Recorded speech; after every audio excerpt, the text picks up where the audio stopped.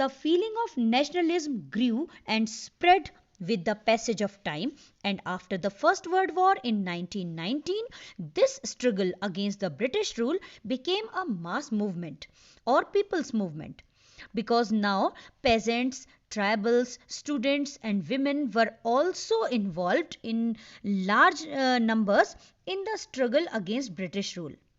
Even some factory workers and business groups also started participating in national movement. What brought these people and groups to support the movement against the British rule? You'll get to know this through this explanation. During the First World War, the economic and political situation of India changed a lot. Due to the war, British government in India had to spend a great amount on defense. So to collect more revenue, it increased taxes on individual incomes and business profits.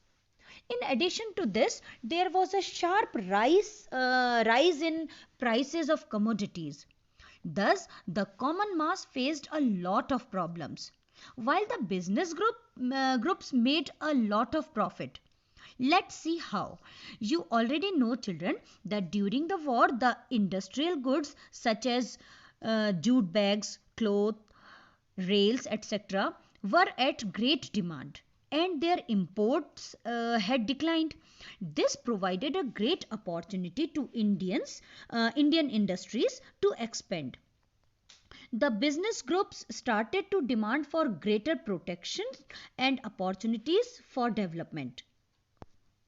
To meet the demands of the war, the British had to expand their armies also by recruiting more soldiers.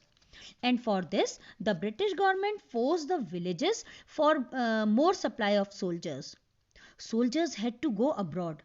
Many soldiers who came back to India after the war had understood that the colonial rule was exploiting the people of Asia and Africa in various ways, and therefore they too had developed a strong feeling against the British rule.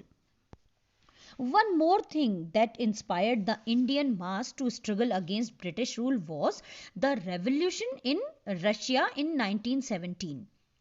The news of Russian peasants and workers' struggles and ideas of socialism spread widely and became a motivational incident for Indians. Children, it was also the time when Mahatma Gandhi emerged as a leader of common mass. Many of you may be knowing that Mahatma Gandhi came to India from South Africa in 1915 at the age of 46 years.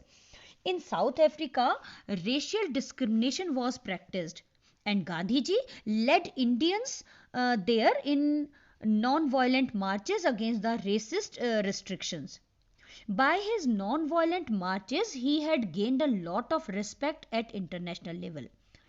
While campaigning against racial discrimination in South Africa, he came in contact with various types of Indians. Indians of different religions such as Hindus, Muslims, Parsis, Christians. Indians from different regions such as Gujaratis, Tamils and North Indians.